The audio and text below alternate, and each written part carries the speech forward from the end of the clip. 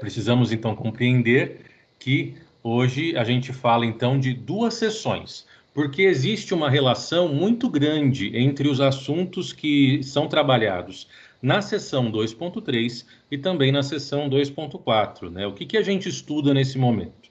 A sessão 2.3 fala sobre fichamento, que é uma forma, um tipo de trabalho acadêmico.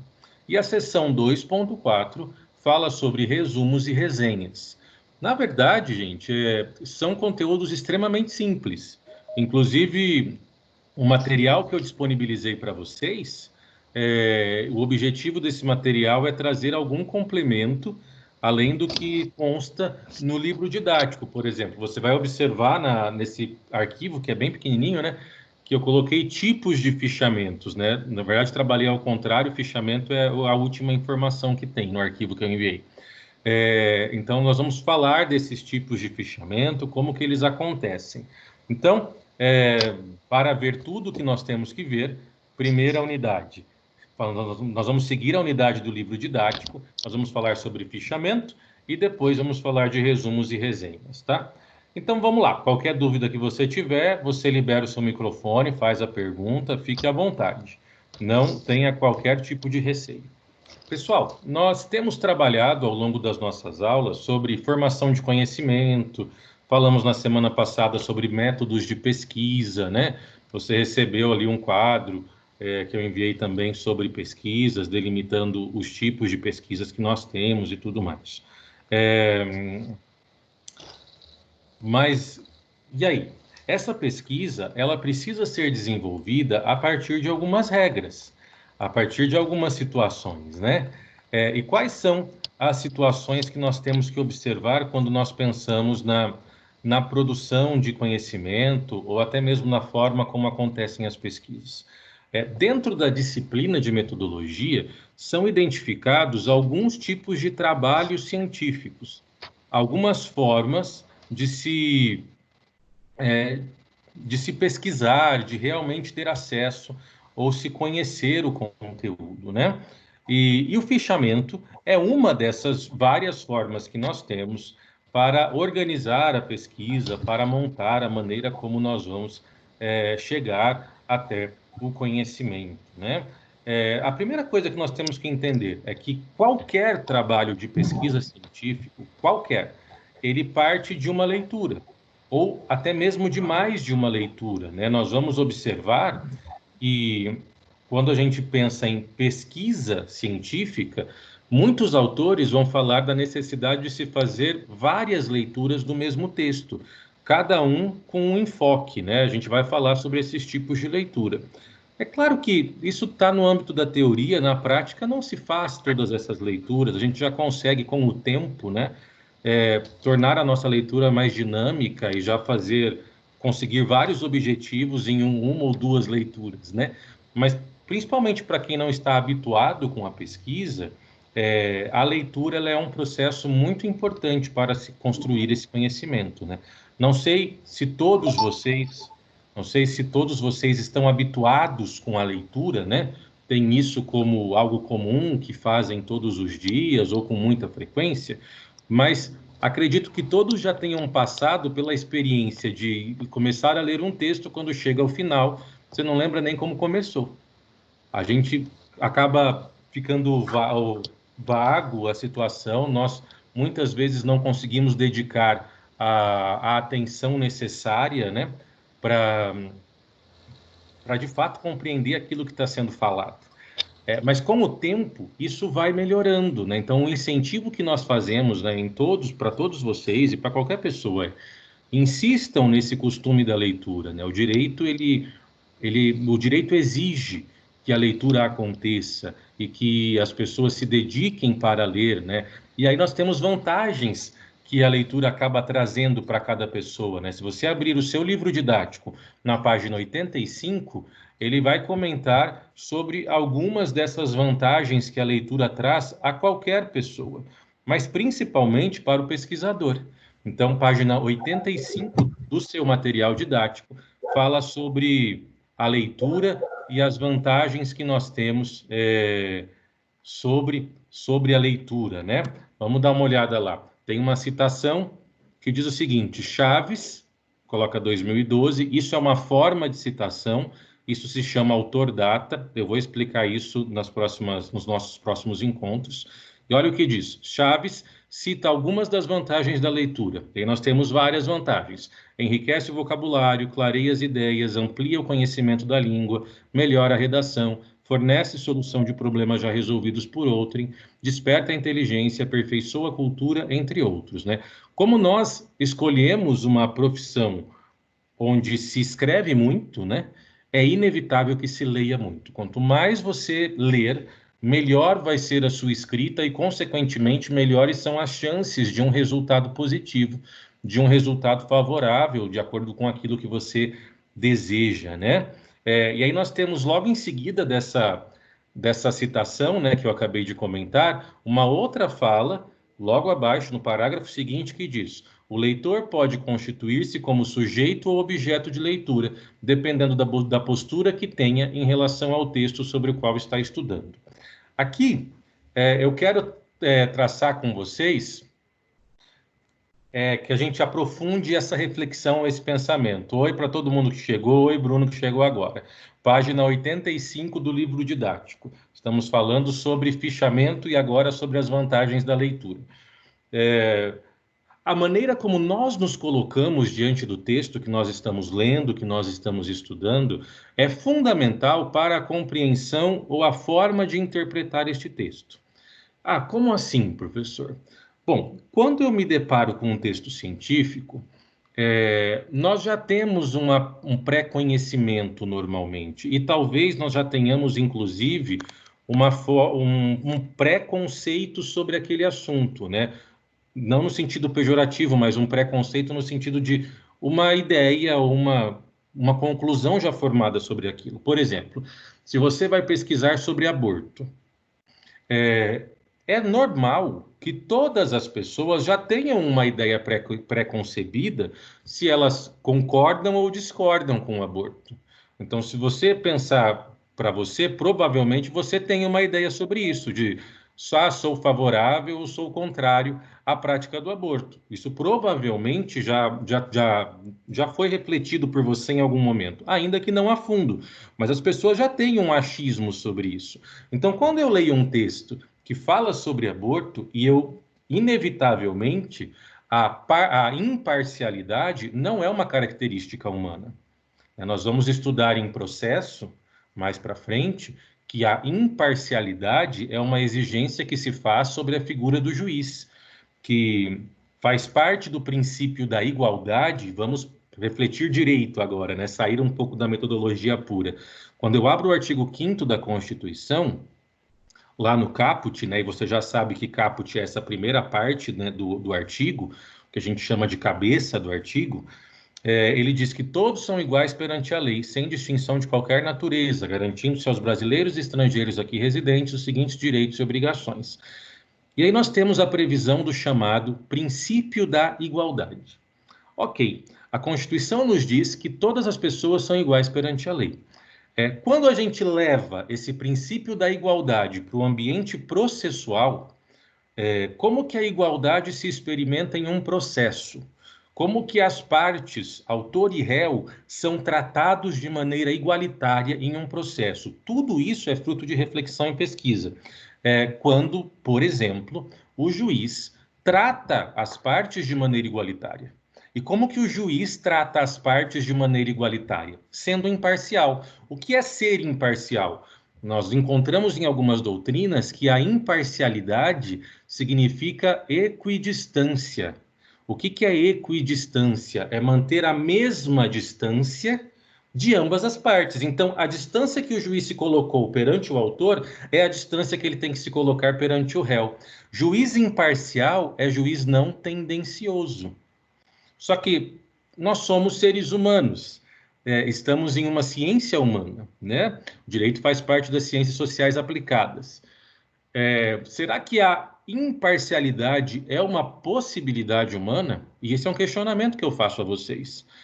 Será que é possível que os indivíduos sejam imparciais? E, mais uma vez, não estou aqui para lhe trazer respostas, mas para que a gente possa refletir sobre isso, né?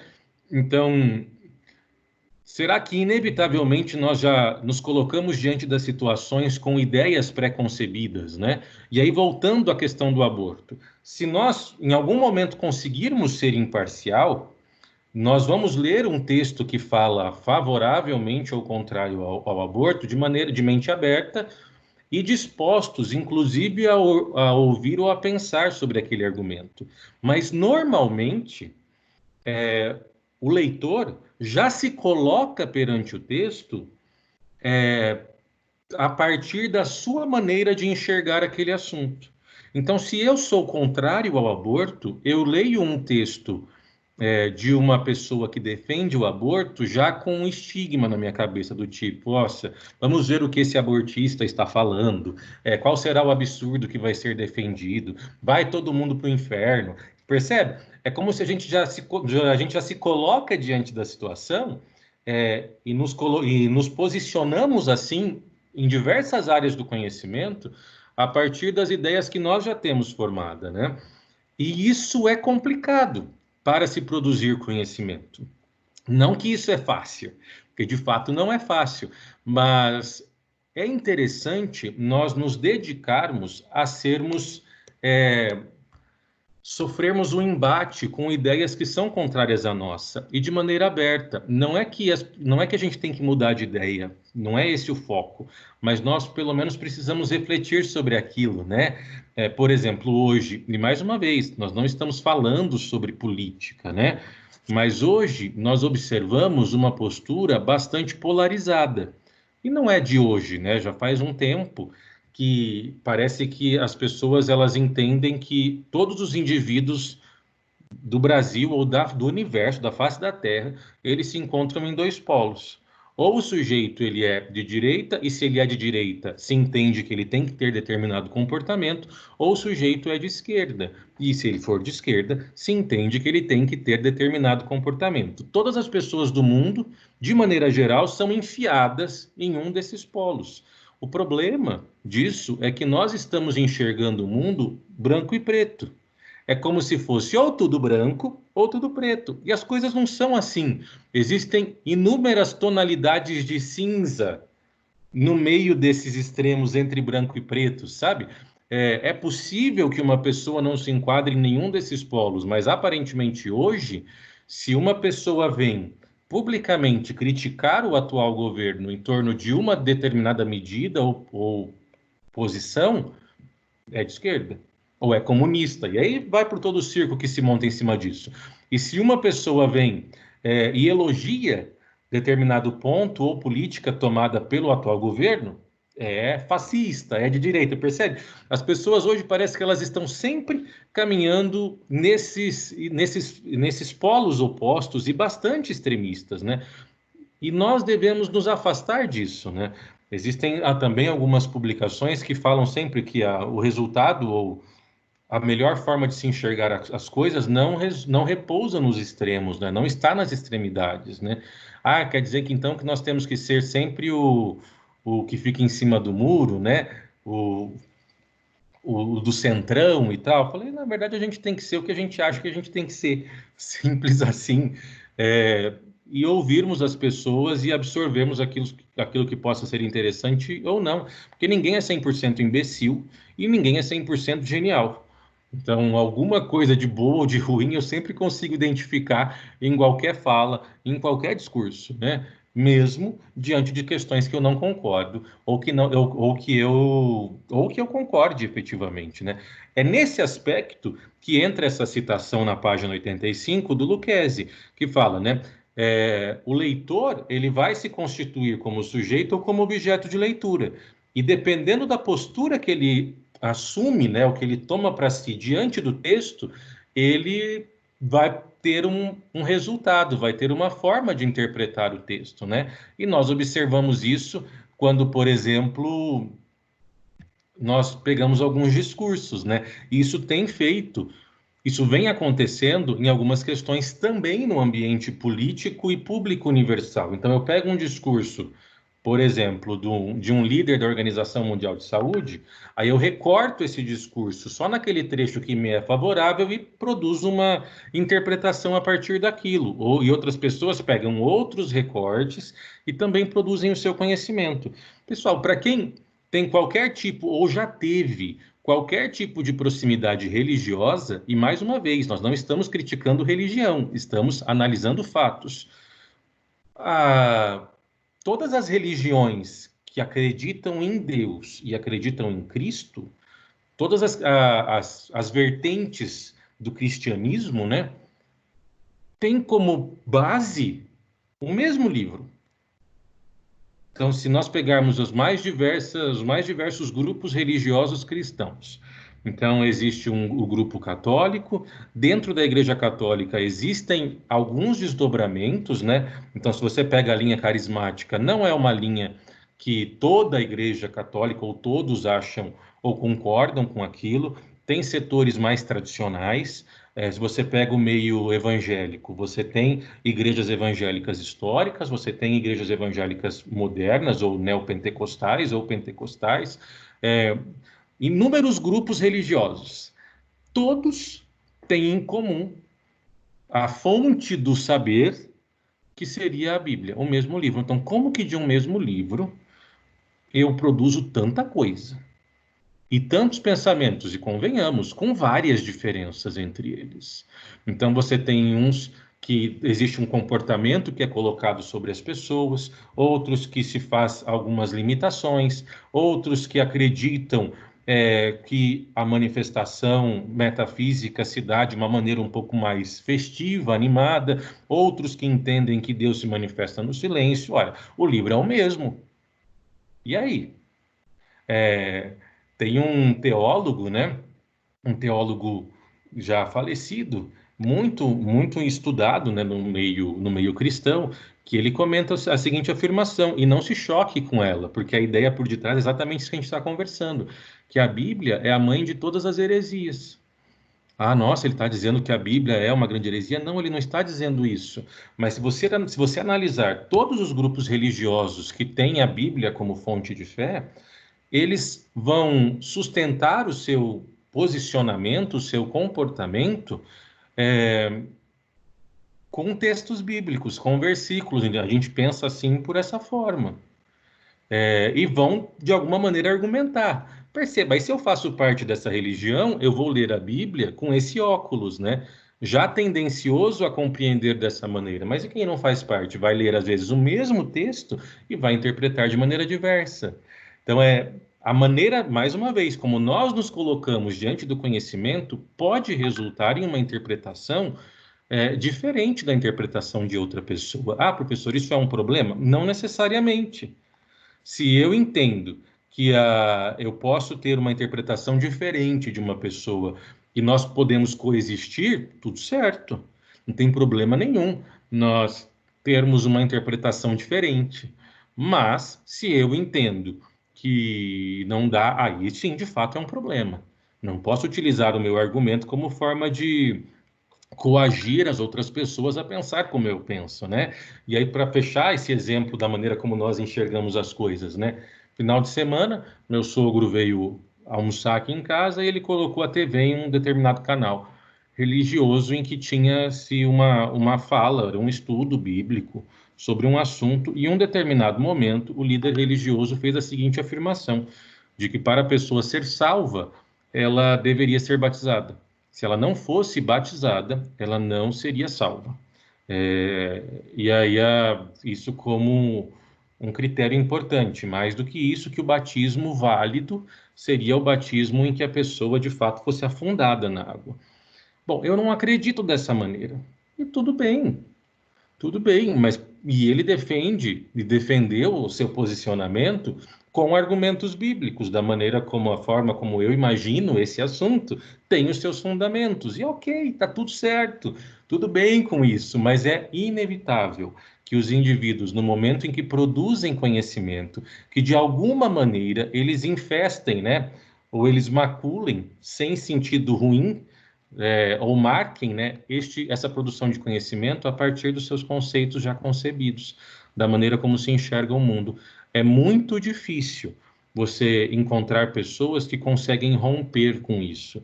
Do tipo, a pessoa foi conduzida em uma educação totalmente voltada a um determinado comportamento. E ela tem forças para romper com tudo isso. Não estou dizendo que a pessoa tem que virar um louco, totalmente irresponsável e não educado, né? Não é isso. Mas às vezes eu posso enxergar, como eu disse, ninguém é 100% idiota e nem por cento genial. Mas talvez eu consiga identificar um ou outro problema hoje em uma determinada forma de pensar a sociedade, e eu atualizo, né, a minha maneira de enxergar o mundo, de enxergar as pessoas. Nós vemos pessoas que a gente fala assim, pessoas que são muito modernas, isso não quer dizer aceitar tudo, e pessoas que são muito conservadoras, onde não se aceita nada que de alguma maneira mude aquela estrutura em que a pessoa cresceu, foi criada e tudo mais. Isso é um problema? Mais uma vez, não, desde que se a pessoa vive bem daquela maneira e ela não sai por aí metralhando os demais, tá tudo certo, viva da maneira como você acha que tem que viver. O problema é quando eu simplesmente quero que todos os indivíduos sejam colocados na mesma forminha em que eu me insiro, em que eu estou naquele determinado momento, né? Porque lembre-se, a ideia do conhecimento ou reforçar a verdade reconhecida, né? A verdade encontrada pelo conhecimento, ou atualizar essa verdade, ou mudar essa verdade. Então, o conhecimento, ele nos cutuca, ele nos incomoda, sabe? Mas eu espero que vocês tenham isso de uma maneira muito boa, que o conhecimento, ele nos incentiva a realmente enxergar as coisas de uma maneira muito mais ampla e muito, muito legal. Eu peço que vocês abram o livro didático de vocês lá na página 86. E aí, na página 86, vocês vão ter uma tabela que fala sobre leituras. E eu quero conversar com vocês sobre essa tabela, que apresenta algumas formas de se realizar a leitura na produção do conhecimento. Então, página 86. Então, vamos lá. É o quadro 2.2, página 86. Só vou beber uma água enquanto você abre aí.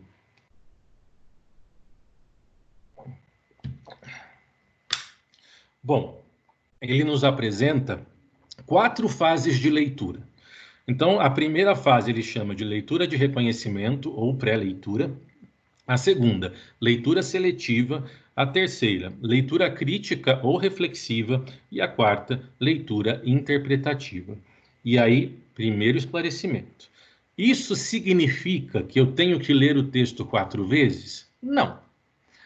Isso significa que é errado ler o texto 4 vezes? Não. Se você está com saco, tem tempo, está a fim de passar por todos esses processos, cada um em uma leitura, leia o texto 4 vezes.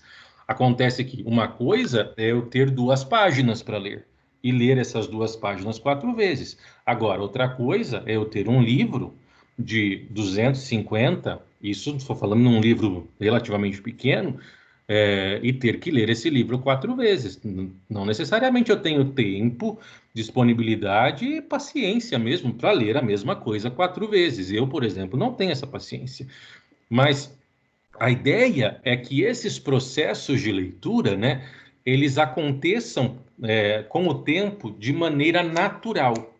Eu não sei se vocês já ouviram falar, são as etapas da fluência. Isso é uma teoria, né, que se coloca sobre quais são as etapas para que o indivíduo adquira a fluência em alguma coisa.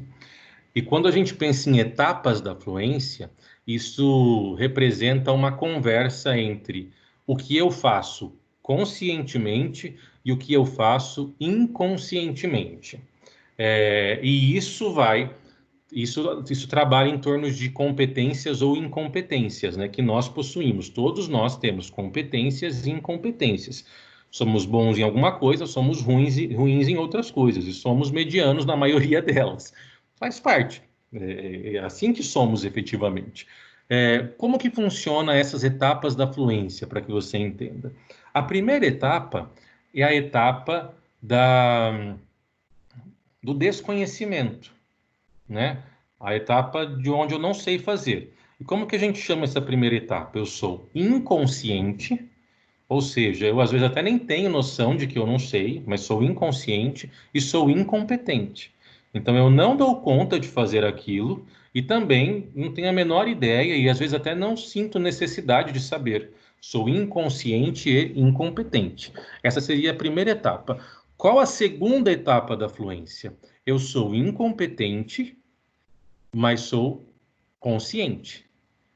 Incompetente e inconsciente. Eu não sei fazer aquilo, mas agora eu adquiri consciência de que aquilo é importante, de que eu preciso aprender. A próxima etapa é: eu sou competente e consciente.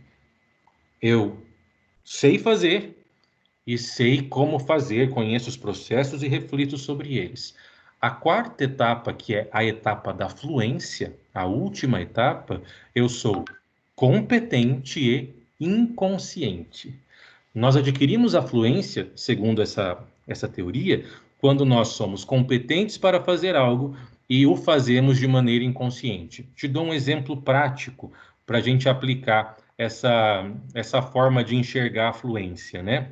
Pensa quando você aprendeu a dirigir.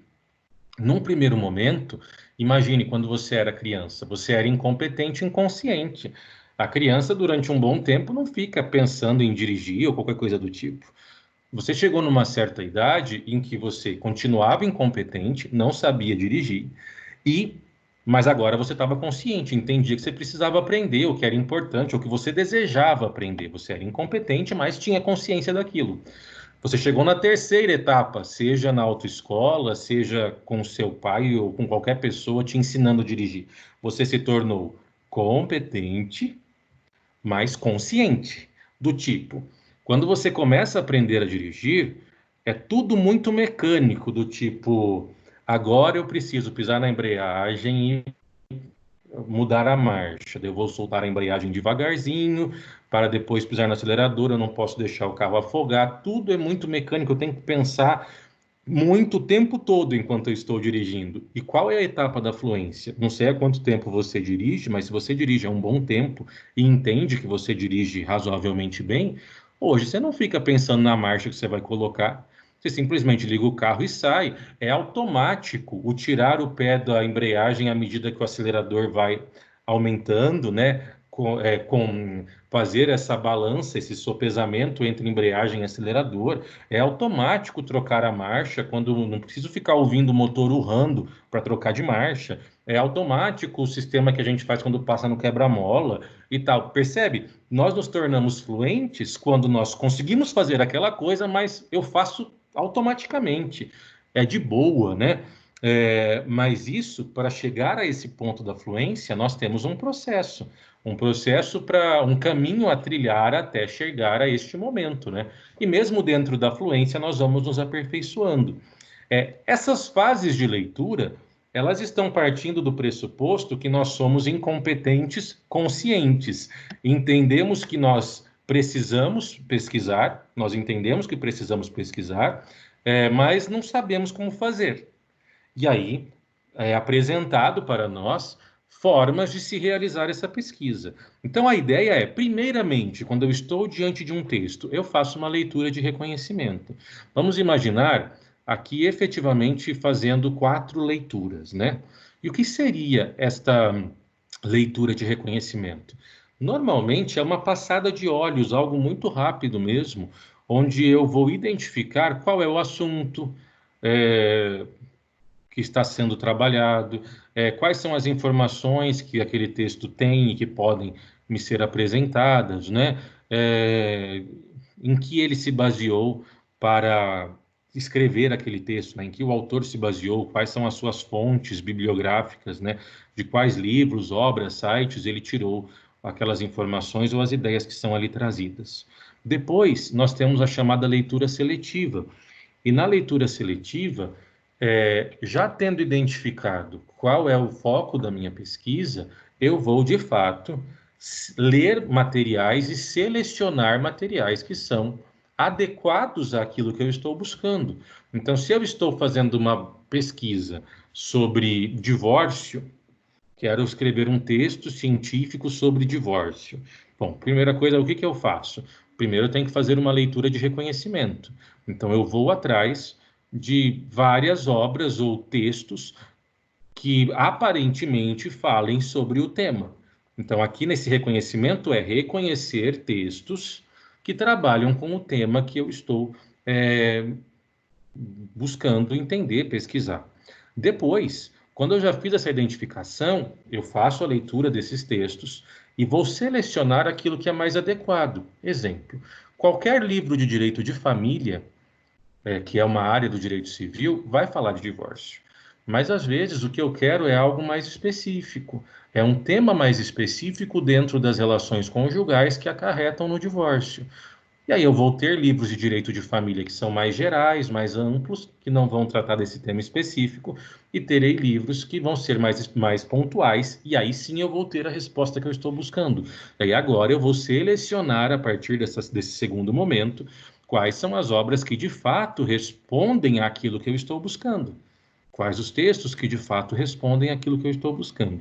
Depois, nós temos uma leitura crítica ou reflexiva. Agora é a fase em que normalmente a gente pula direto para essa, onde eu leio o texto já refletindo sobre aquilo que, ou refletindo sobre todos os argumentos que são traçados, que são trazidos pelo texto, pensando sobre ele, é, tentando compreender a ideia do autor e refletindo se isso é adequado ou não. E, por fim, nós temos a leitura interpretativa, né? E o que é isso? Depois de fazer toda essa análise anterior sobre aquele texto, então eu reconheci ele, selecionei aquele texto por entender que ele era bom para mim, li ele de maneira crítica e agora vem a minha interpretação. Esse texto, depois de tudo isso, ele é útil para mim ou ele não é útil para mim? Então, vou te dar um exemplo. Quando eu estava no mestrado, um professor em uma banca, que a gente tem duas bancas no mestrado. Tem uma banca de qualificação, que é quando você é autorizado a continuar a sua pesquisa fazendo algumas correções e ir para a defesa. E depois a banca de defesa. Nos dois casos, você tem que oralmente defender a sua ideia, né? A sua pesquisa. E na primeira banca, na banca de qualificação, um professor, ele sugeriu para mim que o seu trabalho tem um texto que é muito importante, um livro muito importante, e aí leia esse livro que ele vai ser útil para a sua pesquisa. Então, um livro chamado O Estrangeiro, do Alberto Camus. Ok, fui atrás do livro, fui ler o livro. Então, assim, quando eu me deparei com essa obra, qual foi a situação? Primeiro, qual foi a leitura de reconhecimento? Olhei para o livro, verifiquei tudo o que ele falava. A princípio, o livro chama O Estrangeiro. Eu estava falando de migrações.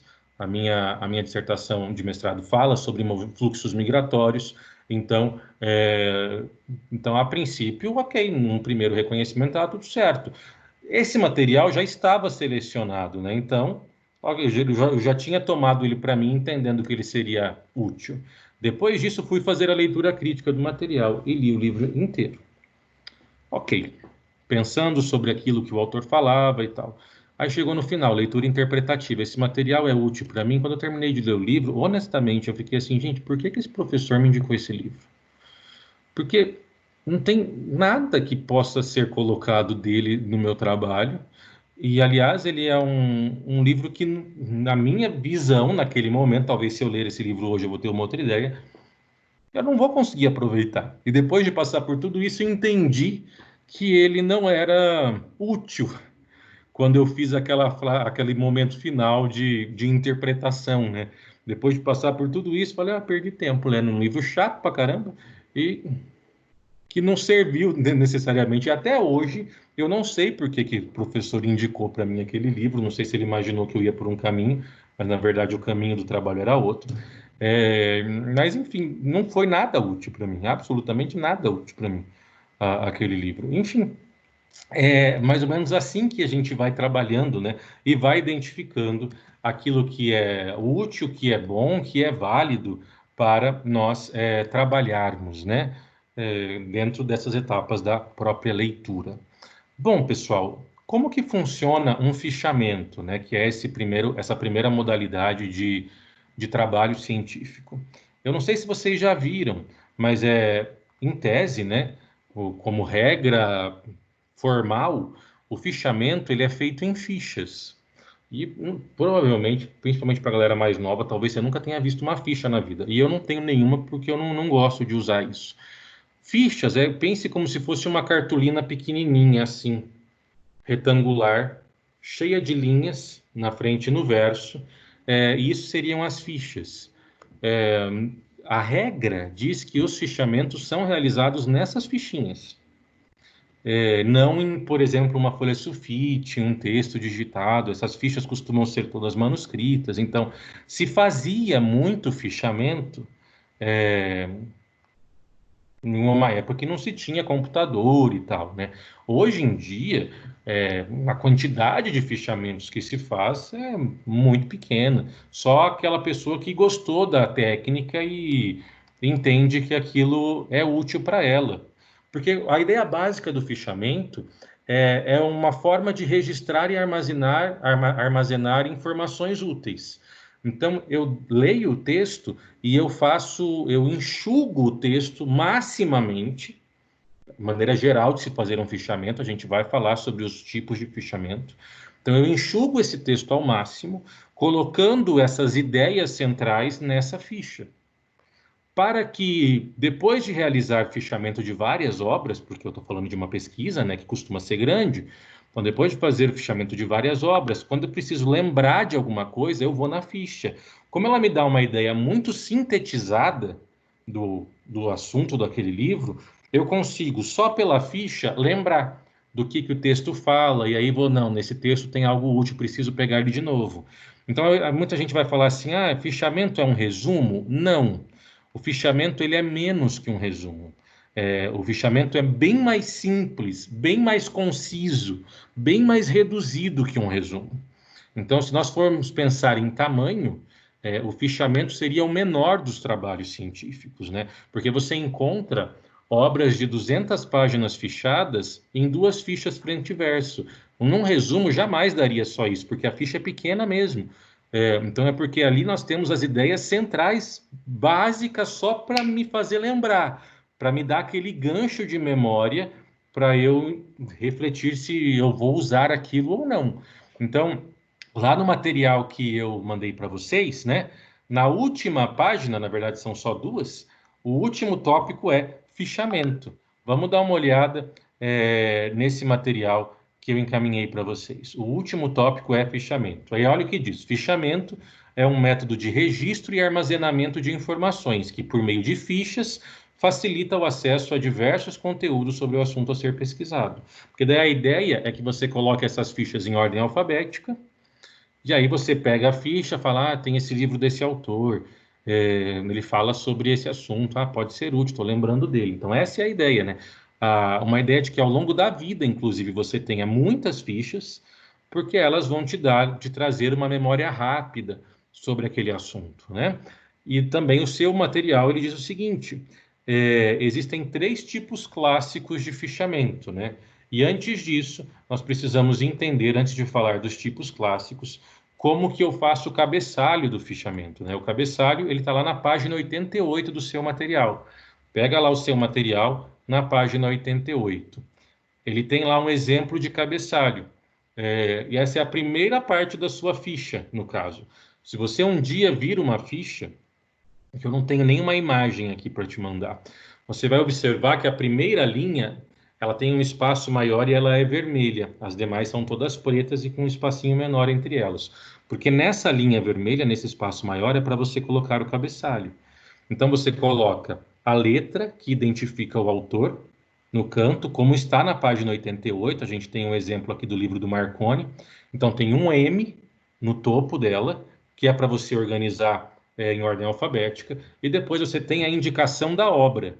O cabeçalho da sua ficha é a indicação da obra que você está fichando. Então, Marconi, vírgula, Marina de Andrade, ponto e vírgula, Lacatos, vírgula, Eva Maria. Aqui nós temos 2 autores. Essas regras a gente vai trabalhar. Um material que foi também enviado para você hoje, que é formatação do TCC. Nesse material eu montei faz um tempo. Nós temos vários exemplos de como fazer essa citação. Então, sobrenome maiúsculo, vírgula, nome, aí o título do livro em negrito, depois a edição, cidade, editor e ano. Então, nós temos essa maneira de demonstrar ou de colocar o livro que nós estamos fichando. E aí, após isso, se faz efetivamente o fichamento, né? Colocam-se as ideias centrais daquele texto, o conteúdo, né? O básico que eu preciso ter, essa síntese, que seria esse resumo menorzinho, né? Minorizado. Coloquei para vocês 3 tipos de fichamento, e agora volta no material que eu mandei para vocês. Nós temos 3 tipos de fichamento. Quais são eles? Fichamento de conteúdo, fichamento bibliográfico e fichamento de citações. O que é fichamento de conteúdo? Fichamento de conteúdo é o fichamento que é mais feito, que é esse comum que eu dei exemplo para vocês, onde você pega a fichinha e coloca nessa fichinha as ideias centrais do autor. Então, coloca as ideias centrais trabalhadas como conteúdo do texto. Então, pensa que é um resumo menorzinho, né? Um resumo diminuído. Isso é fichamento de conteúdo, é identificar os conteúdos primordiais, os conteúdos básicos daquele texto. O que é fichamento bibliográfico? Aqui, além dessa síntese, né? Desse resumo sintetizado, que a gente vai chamar de síntese mesmo, também deve ser feita uma análise descritiva da obra. Normalmente, nesse fichamento bibliográfico, nós fazemos um fichamento um pouco maior, em que eu vou identificando vou sintetizando as ideias centrais do autor, mas eu faço isso por capítulos, por exemplo. Então, se o livro é dividido em 5 capítulos, eu também divido o meu fichamento em 5 partes, e aí eu vou fichando, sintetizando capítulo por capítulo. Consequentemente, eu terei a síntese das ideias do autor, mas de forma mais completa. E, inevitavelmente, eu vou usar mais fichas, vai ser um fichamento maior, inevitavelmente. E, por fim, nós temos o fichamento de citações. Esse é o menos usado. Eu fiz fichamento de citação uma vez na vida e porque me mandaram fazer na época do mestrado. O que é fichamento de citação? Todos eles começam com a identificação da obra lá em cima, no cabeçalho, todos. Mas o que eu faço daí no texto? Eu copio partes do livro. Então, eu vou recortando, copiando e colando partes do livro na ficha. É como se eu fizesse... O que é citação, né? A gente vai estudar isso quando falarmos das regras. Citações é quando eu cito o texto original. E uma das formas de citar o texto original é a citação direta. O que é citação direta? É quando eu copio literalmente o conteúdo do texto. Igualzinho. Fichamento de citação é colocar citações diretas uma embaixo da outra. Eu vou copiando as partes que eu entendo importantes do texto e colocando na minha ficha. Copiando mesmo, literalmente, entre aspas. Então, esse parágrafo é interessante, copio ele, igualzinho, entre aspas. Pulo umas 2 páginas, esse parágrafo também é interessante, copio ele, igualzinho. E aí, na frente dessa citação, né, dessa cópia que você fez do material, você vai colocar a página em que se encontra essa citação, para te ajudar.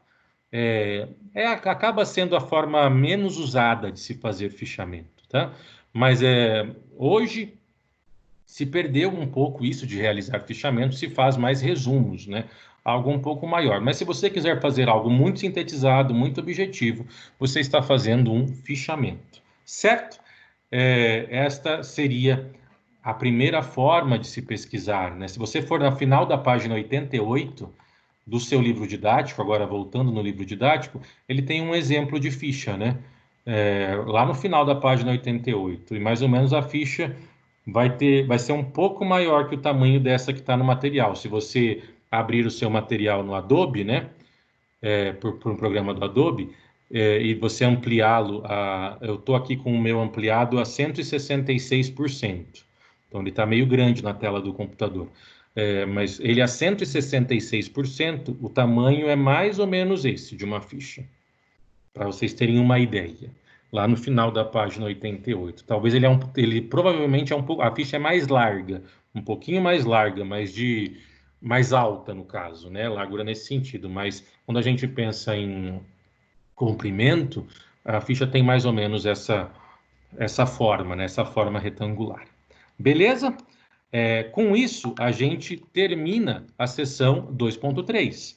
E nós vamos agora para a parte final, que é muito tranquila, que é a seção 2.4, onde o livro didático usa a seção 2.4 para falar sobre resumo e resenha. Então, aqui nós temos a seção 2.4 só para trabalhar com resumos e com resenhas. Então, ela só está aqui para te mostrar como que funcionam os resumos e como que funcionam as resenhas. Eu encaminhei para você aquele material justamente porque ele diferencia, traz os principais apontamentos sobre fichamento, resumo e resenha. Porque são formas de trabalho científicos muito próximas entre si. Então, são maneiras muito próximas de se desenvolver um trabalho científico. Mas, qual é a diferença, por exemplo, de um resumo e da resenha? Primeira coisa que você precisa saber. Primeira coisa que você precisa saber. Tanto no resumo quanto na resenha, nós resumimos o texto. Nossa, professor, que coisa esquisita.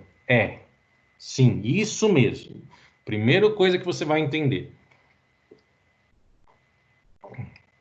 Tanto no resumo quanto na resenha, nós vamos resumir o texto. O que eu quero dizer com isso? Eu quero dizer que o resumo é um resumo, a gente já vai falar como que ele acontece, e que a resenha é um resumo qualificado. Então, a resenha, como que eu faço uma resenha? Eu vou fazer o resumo, só que eu não paro só no resumo, porque se eu parar só no resumo do texto, isso é resumo. Então, eu faço algo a mais. O que é esse algo a mais que a resenha apresenta? A resenha faz uma análise crítica do texto.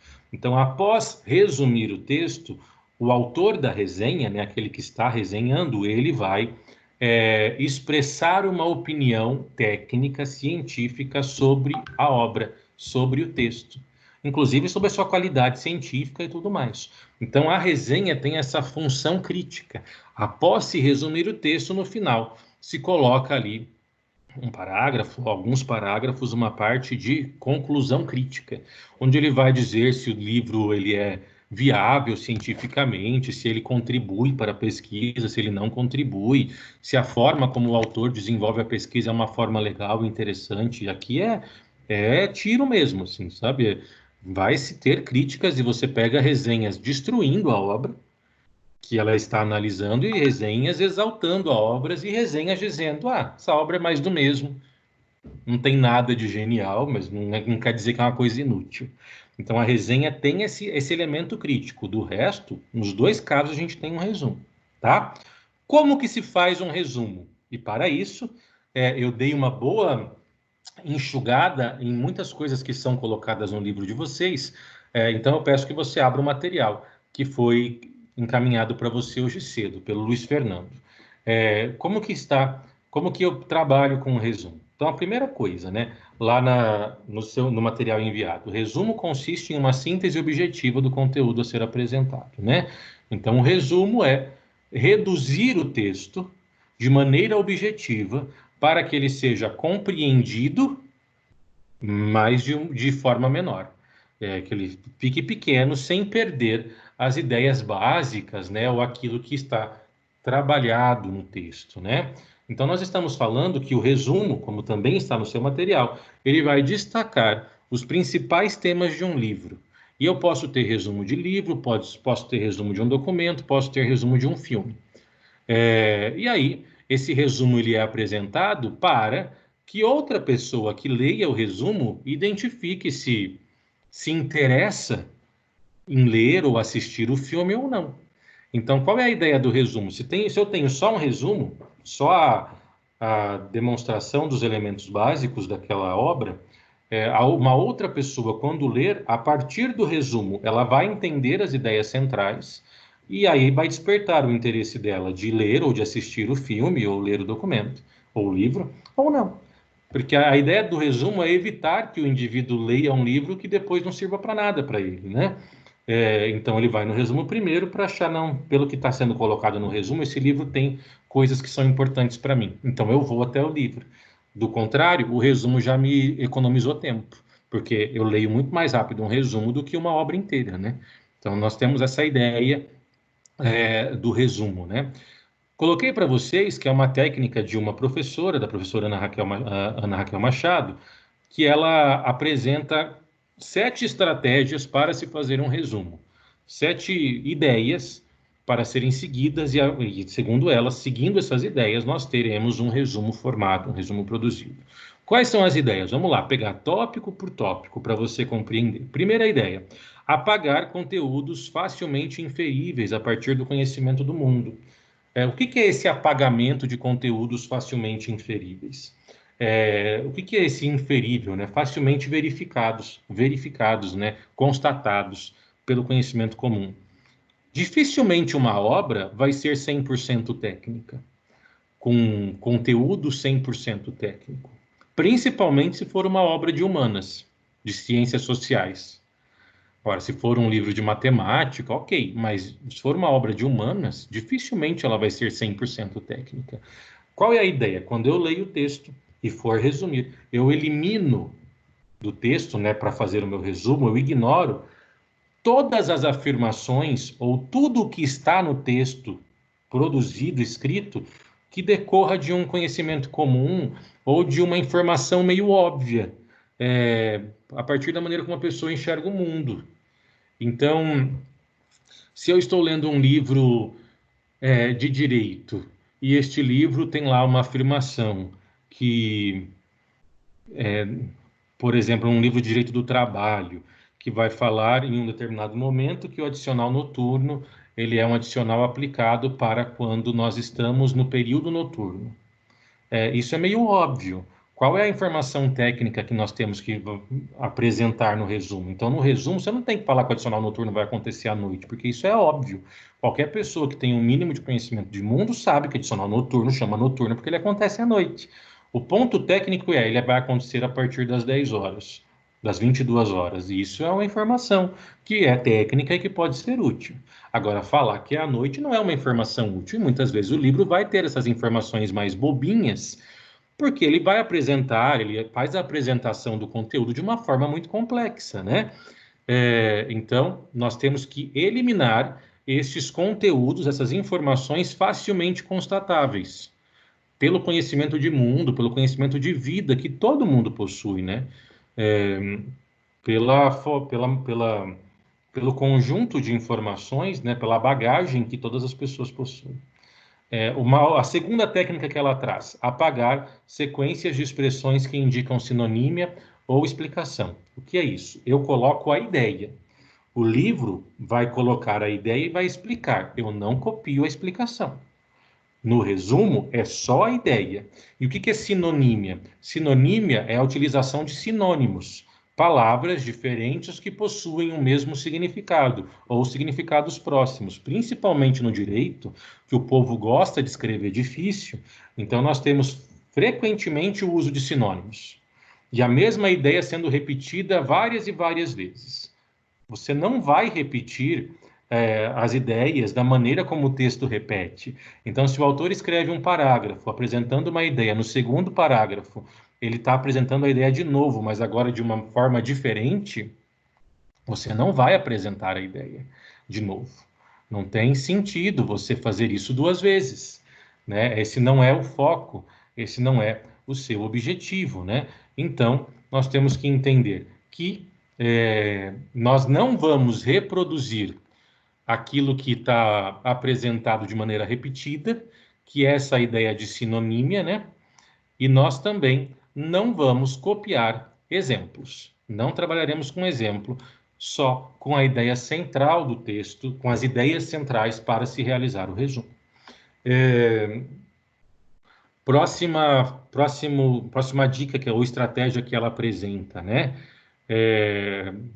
Desculpe, sinonímia ou explicação, que eu já fui para a próxima regra, né? Nós também não vamos colocar exemplos. Então, de novo, para não confundir, apagamento de sequências ou expressões que são sinônimas, não utilizo, não vou ficar repetindo a ideia, e também não vou colocar explicações. Coloco o conceito técnico, a ideia técnica, sem explicar ela, porque daí a explicação eu vou pegar na obra. E eu também não vou colocar exemplos no resumo. O resumo não possui exemplos. Isso é estratégia, não é que tem que ser assim. Isso vai te facilitar na hora de fazer um resumo. Próxima regra, ou estratégia, melhor dizendo, né? Apagar as justificativas de uma afirmação. Aqui, por mais que ela repita essa ideia, na verdade, o que é isso? Isso é uma explicação, né? Então, muitas vezes o autor faz uma afirmação e depois ele fica justificando essa afirmação, dizendo o porquê que ele afirmou isso.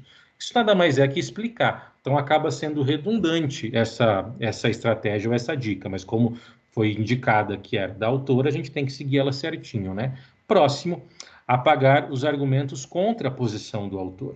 Também, galera, é muito comum que quando o texto traz uma posição, uma ideia, que ele apresente o contraponto.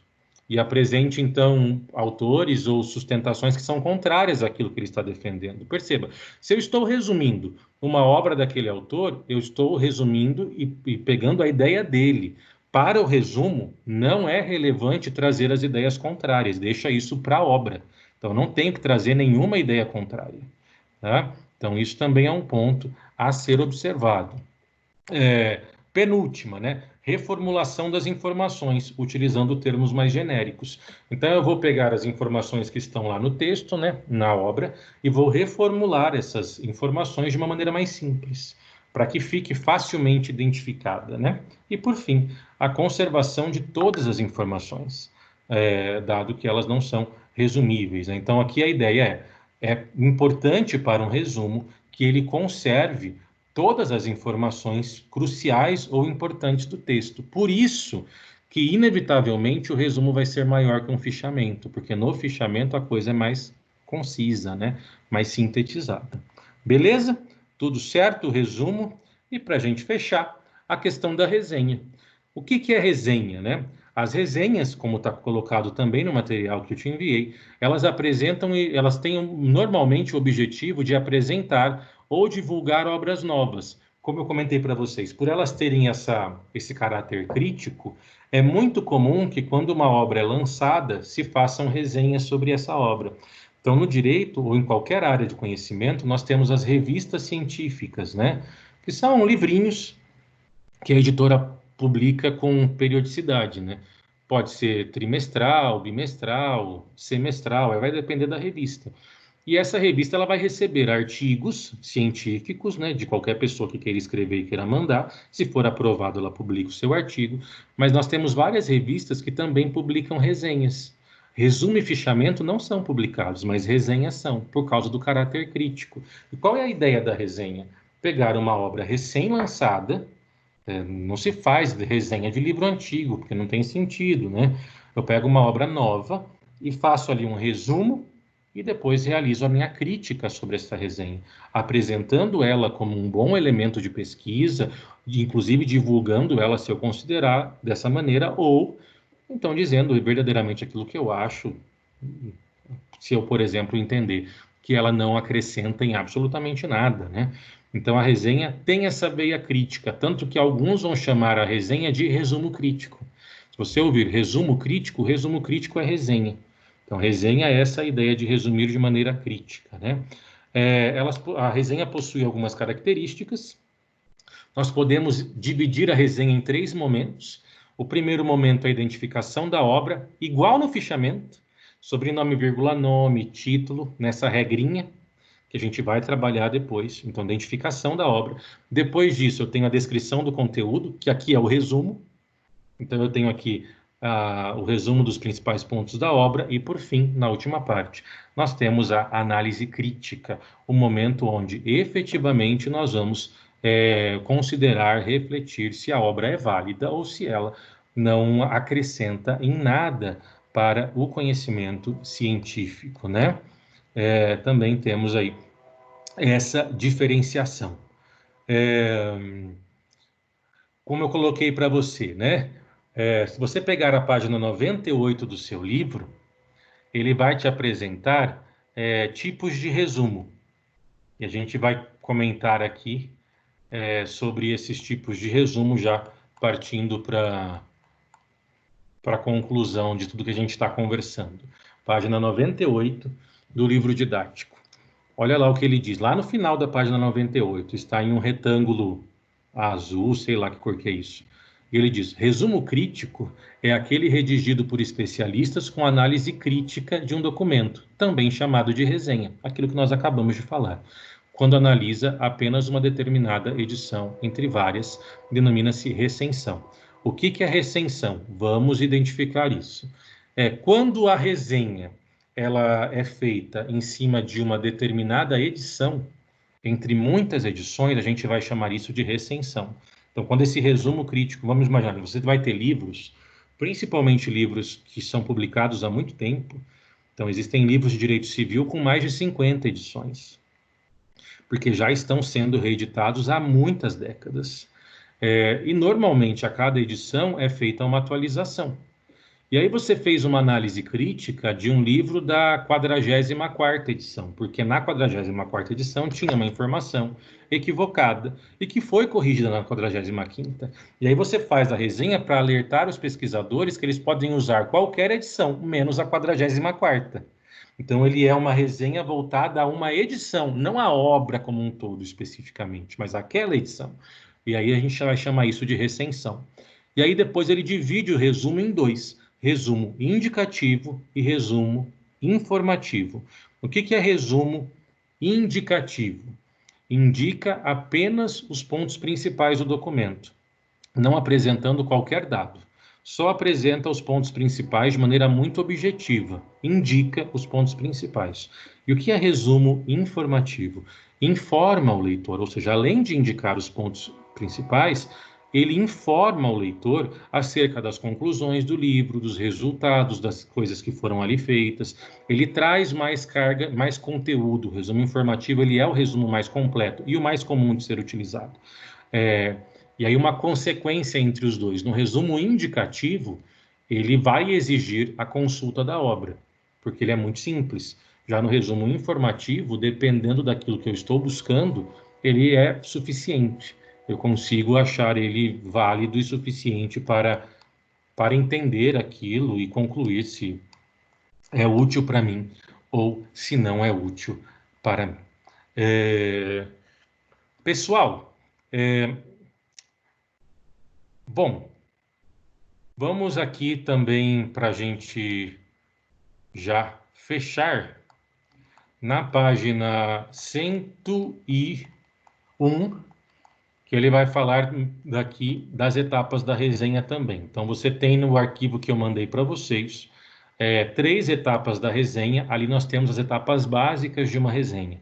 No livro didático, na página 101, ele apresenta para você as etapas da resenha, a estrutura de uma resenha de uma forma mais completa, mais complexa, né? Não que precisa ser assim. Se você fizer da maneira que está no material que eu enviei, já é uma resenha, mas você vai encontrar algumas situações em que vão exigir uma resenha mais complexa, né? Maior, mais aprofundada.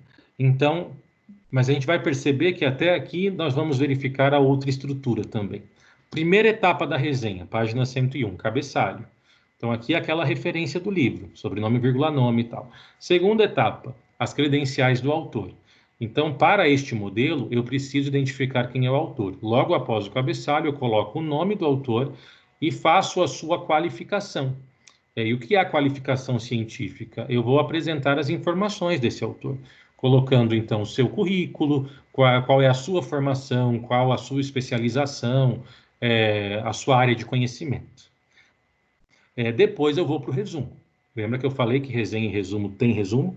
Eu vou para o resumo da obra. Depois ele coloca conclusões do autor e metodologia usada pelo autor, como que o autor pesquisou. E também um quadro de referência do autor. Essas 4 situações, elas podem estar todas dentro do resumo. Tá? Então, elas podem estar todas dentro da ideia do resumo da obra, porque dentro do resumo eu costumo colocar a conclusão, principalmente se for um resumo informativo, mas do autor, obviamente, e também posso colocar a metodologia. Lembra dos métodos da semana passada. Então, o autor, para desenvolver, fez uso do método hipotético dedutivo, por exemplo. Identifico a metodologia que o autor usou. E aí, temos esse quadro de referência, que normalmente não é feito, que é apresentar qual foi a base teórica do autor. Algumas resenhas indicam todos os livros que o autor pesquisou. Isso não é comum, tá? Mas pode ser exigido. Depois temos o comentário crítico, e aqui é de quem está fazendo a resenha. Você acha que é boa a obra ou não é boa a obra? E depois do comentário crítico você tem a indicação da obra, se você indica a obra ou não. Mais uma vez, a indicação da obra pode ser feita dentro do comentário crítico. Então aqui só se aumentou, né, se dividiu mais a resenha de uma maneira, inclusive, não tão necessária assim, né? Logo abaixo você tem um exemplo de resenha, né? Você tem que o próprio livro didático faz na página 101 e 102. Pessoal, querido do meu coração, com isso nós fechamos as sessões 2.3 e 2.4. Mas eu quero confirmar com vocês, por gentileza, porque desde o momento em que a gente começou a nossa aula de hoje, me bateu uma dúvida na minha cabeça, e essa dúvida na minha cabeça ficou me cutucando até agora, onde eu vou esclarecer com vocês, mas eu não quis levantar essa bola logo no início, porque eu acho que ia destoar demais daquilo que a gente está conversando. É impressão minha ou eu deixei para trás a sessão 2.2? Alguém pode me lembrar? Porque eu realmente fiquei com essa dúvida quando a gente começou a trabalhar. Eu sei que a gente falou sobre metodologia, tenho certeza disso. Tenho certeza também que eu comentei com vocês que haviam muitas informações, né, sobre os métodos e formas de se realizar a pesquisa.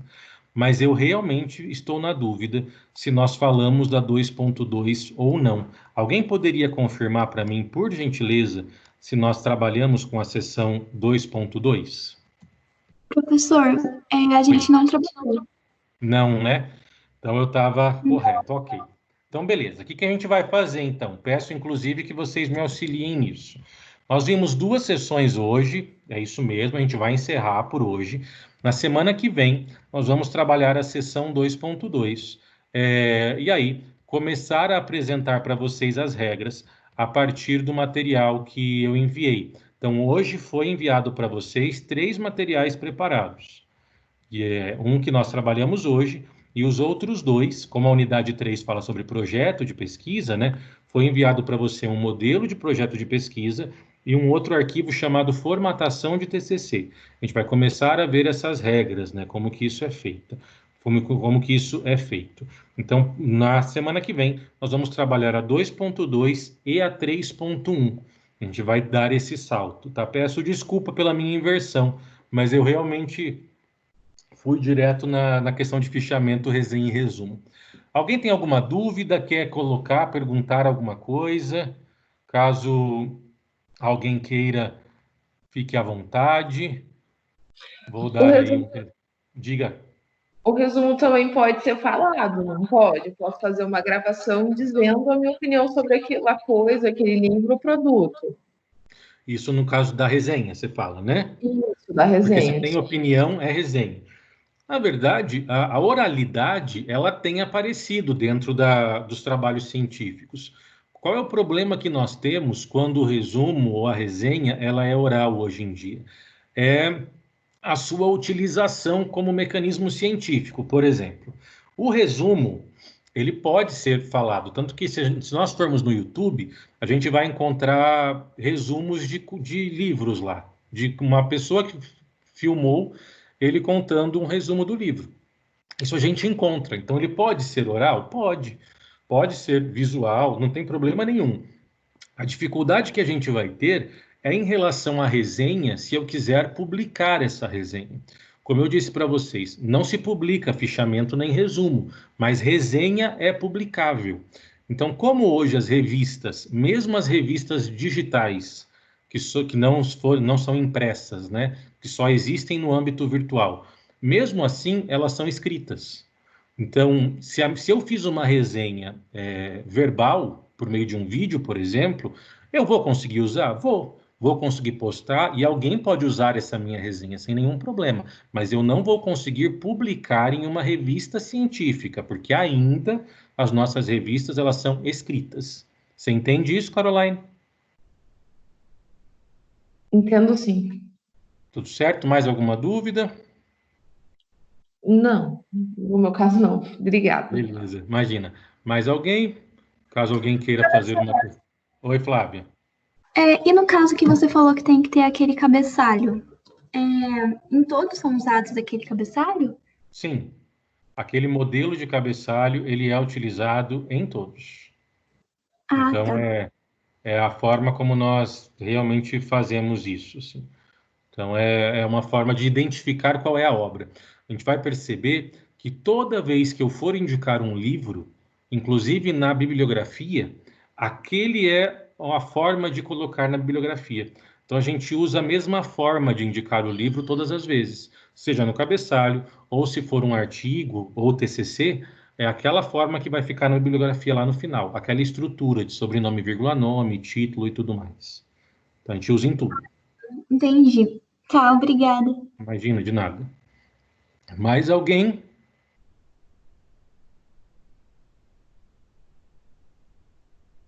Mais alguém aí, pessoal? Não os estou ouvindo. Vamos lá. Então, pessoal, é isso. Desejo que vocês tenham uma excelente semana. Desejo que a gente volte logo, né, para a normalidade da vida.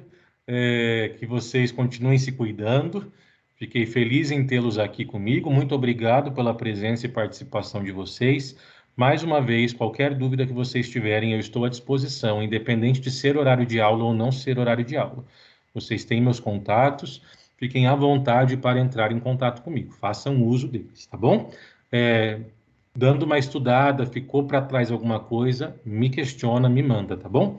Fiquem bem, até mais, nos vemos por aí. Se não voltar, não vamos voltar essa semana, então nos vemos semana que vem. Boa semana a todos. Espero que tenham tido uma boa Páscoa também. Tchau, tchau, gente. Obrigado. Tudo de bom para todos.